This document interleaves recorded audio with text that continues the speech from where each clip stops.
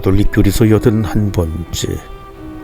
부모와 가정이 주는 모범과 가르침은 혼인 준비의 가장 탁월한 방법이다.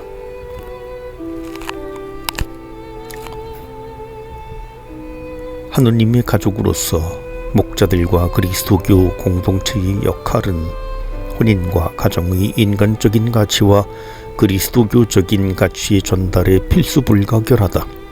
더구나 많은 젊은이들이 이 기초교육을 충분히 받지 못하는 결손 가정에 살고 있는 우리 시대에는 더욱 그러하다.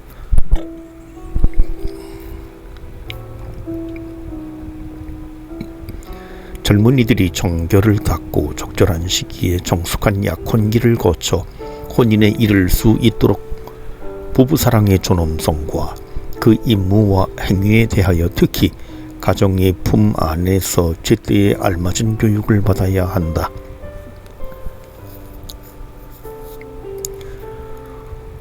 혼종 혼인과 비신자와의 혼인. 1633항 혼종 혼인, 가톨릭 신자와 세례받은 비가톨릭 신자 사이의 혼인은 많은 나라에서 흔한 일이다. 이러한 혼인에는 혼인 당사자들과 사목자들의 특별한 주의가 요구된다. 비신자와의 혼인, 가톨릭 신자와 세례받지 않은 사람 사이의 혼인의 경우에는 더욱 신중한 주의가 필요하다.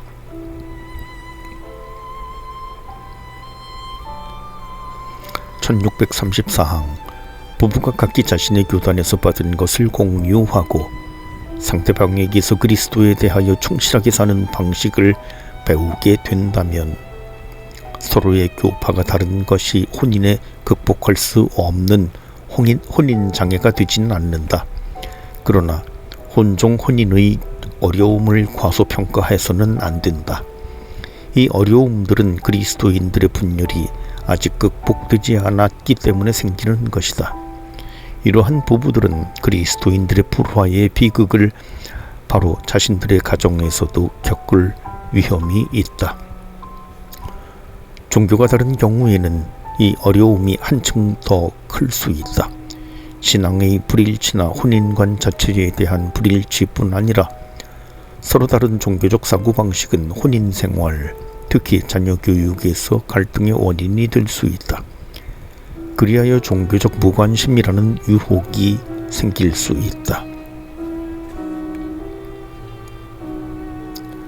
1635항 라틴 교회의 현행법에 따르면 합법적으로 혼종 혼인을 하기 위해서는 교회 관할 권자의 명시적 허가가 있어야 한다. 비신자 장애의 경우에 혼인의 유효성을 위해서는 장애에 대한 명시적 관면이 요구된다. 이러한 허가나 관면은 쌍방이 혼인의 목적과 본질적인 특성을 거부하지 않고 인식하며 더욱이 가톨릭 신자편 당사자가 가톨릭 교회 안에서 자녀에게 세례를 받게 하고 교육시키며 그 신앙을 보호할 의무가 있음을 의식하고 있고 비가톨릭 신자편 당사자가 이를 알고 있다는 것을 전제로 한다.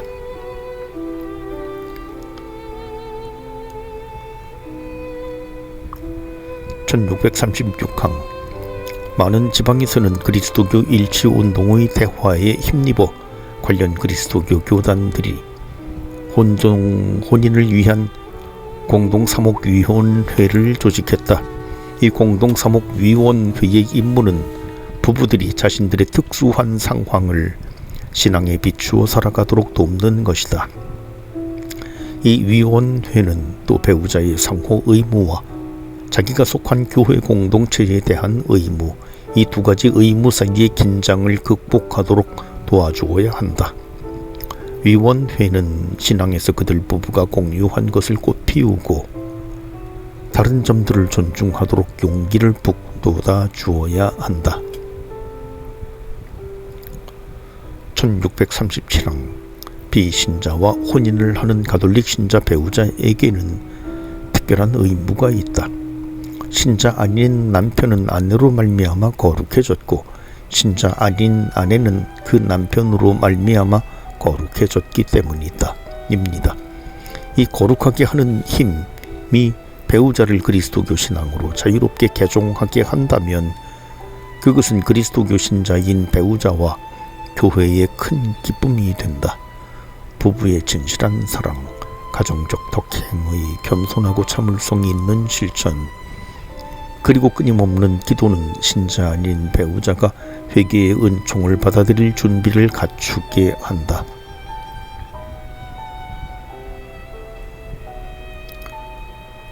혼인 성사의 효과. 1638항 유효한 혼인에서 부부 사이의 본성상 영구적이며 독점적인 유대가 생긴다.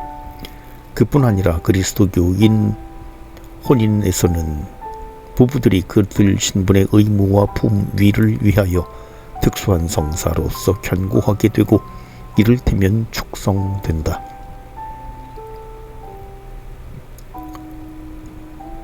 혼인 유대. 1639항 하느님께서는 신랑 신부가 서로 자신을 주고받는다는 합의를 확정하신다. 부부의 혼인 계약으로 하느님께서 제정하신 견고한 제도가 사회 앞에 나타난다. 부부의 이 계약은 하느님과 사람들의 계약에 통합된다. 진정한 부부 사랑은 하느님의 사랑 안으로 받아들여진다.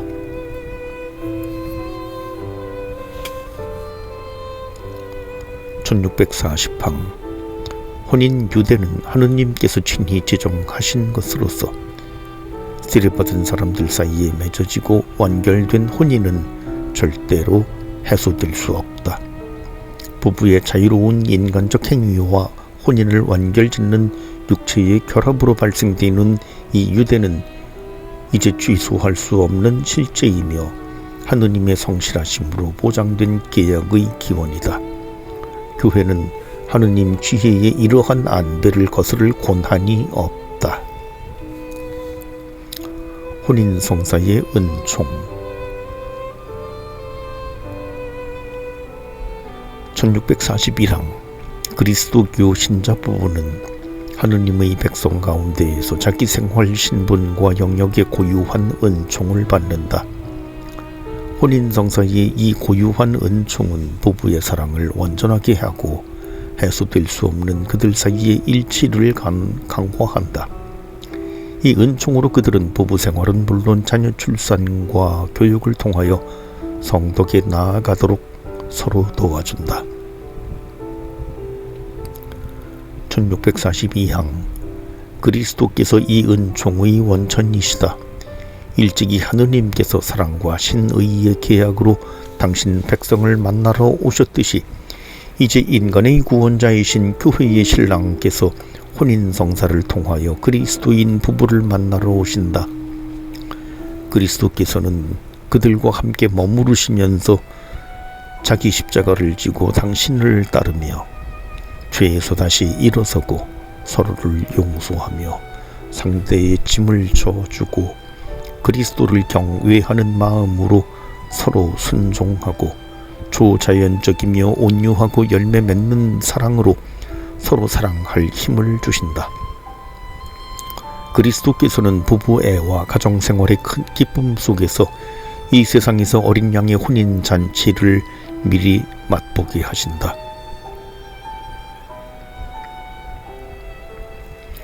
교회가 맺어주고 봉헌으로 확고해지며 축복으로 확정되고 천사가 선포하며 하느님 아버지께서 인준하신 혼인의 행복을 무슨 말로 만족스럽게 표현할 수 있겠습니까?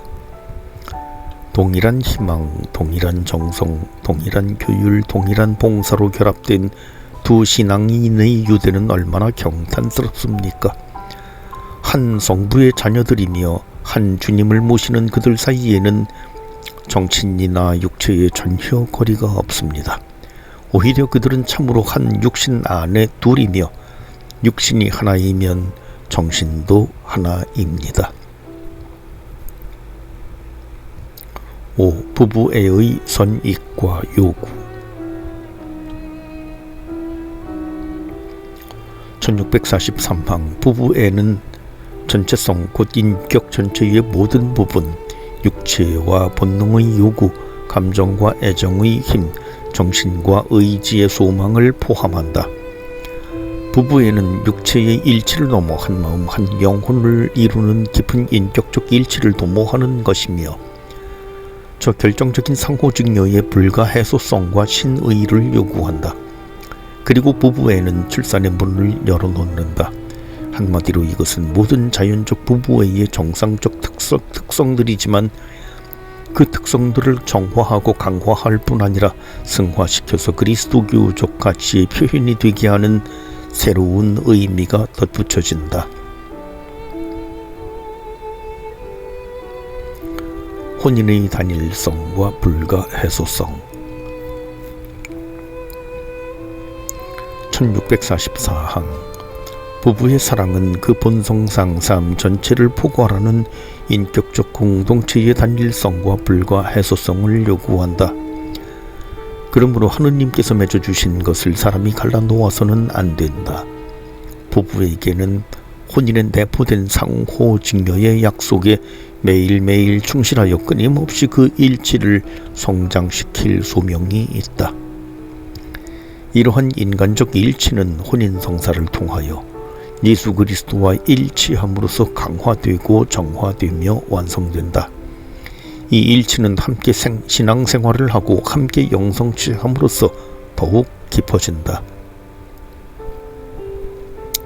1645항 서로 완전한 사랑 안에서 인정되는 아내와 남편의 평등한 인격적 존엄으로 주님께서 확고히 세우신 혼인의 단일성이 분명하게 드러난다.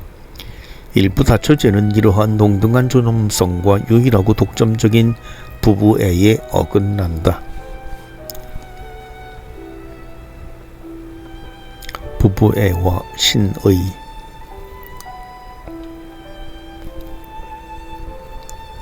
1646항 부부애는 그 본질상 절대적인 신의를 요구한다. 이는 스스로 상대방의 배우자가 된 부부가 서로 상대에게 자신을 내어준 결과이다. 사랑은 본래 결정적인 것이어야 한다.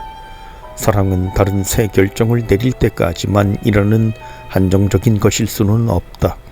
이 깊은 결합은 두 인격의 상호직녀로서 자녀의 행복과 더불어 부부의 완전한 신의를 요구하며 그들의 풀릴 수 없는 일치를 촉구한다. 1647항 부부 신의의 가장 심오한 동기는 계약에 대한 하느님의 신의와 교회에 대한 그리스도의 신의이다. 부부는 혼인성사를 통하여 이 신의를 나타내고 보여줄 자격을 가진다.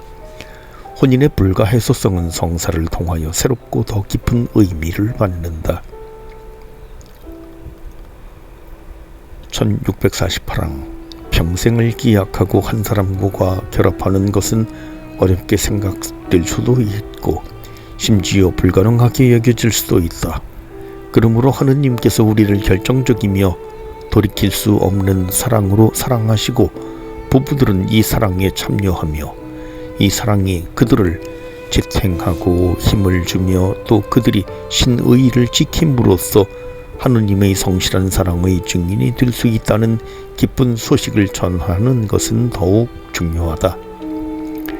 하느님의 은총으로 종종 매우 어려운 상황에서 이러한 증거를 보이는 부부들은 교회 공동체의 감사와 지지를 받을 만하다.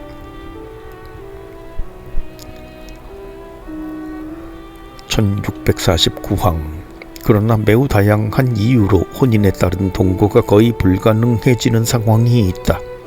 이 경우 교회는 부부의 실질적 별거와 동거의 종식을 인정한다. 이 부부는 하느님 앞에서 계속 남편이고 아내이다. 그들은 새로 혼인할 자유가 없다. 이러한 어려운 상황에서 가장 좋은 해결책은 가능한 한 화해하는 일이다. 그리스도교 공동체는 그들이 인간으로서 파기할 수 없는 그 혼인 유대에 충실하며 자신들의 처지에서 그리스도인답게 살 수 있도록 도와야 한다.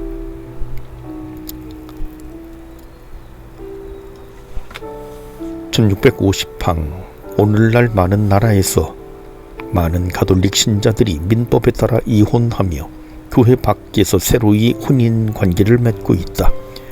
교회는 예수 그리스도의 말씀, 누구든지 아내를 버리고 다른 여자와 혼인하면 그 아내를 두고 간음하는 것이다. 또한 아내가 남편을 버리고 다른 남자와 혼인하여도 간음하는 것이다. 마르코복음에 충실하여 만일 첫 혼인이 유효했다면 새 혼인을 유효한 것으로 인정할 수 없다고 주장한다. 만일 이러한 이혼한 사람들이 민법에 따라 재혼한다면 그들은 객관적으로 하느님의 법에 어긋나는 처지에 있는 사람들이다. 따라서 이 상태가 지속되는 동안에는 성체를 모실 수 없다. 같은 이유로 이들은 일정한 교회 직책을 수행할 수 없다. 그리스도에 대한 계약과 충실성의 표짐을 거스른 것에 대해 뉘우치며 완전히 독신으로 살아가기로 약속한 사람만이 고해성사로 화해할 수 있다. 1651랑 이러한 처지에서 살아가면서도 신앙을 보존하고 자녀들을 그리스도교 정신에 따라 키우기를 바라는 그리스도인들에 대해서 사제들과 전체 공동체는 극진한 관심을 보여주어 자신들이 교회에서 떨어져 나갔다고 여기지 않게 해야 한다. 그들은 세례를 받은 사람으로서 교회 생활에 참여할 수 있고 또 해야 한다.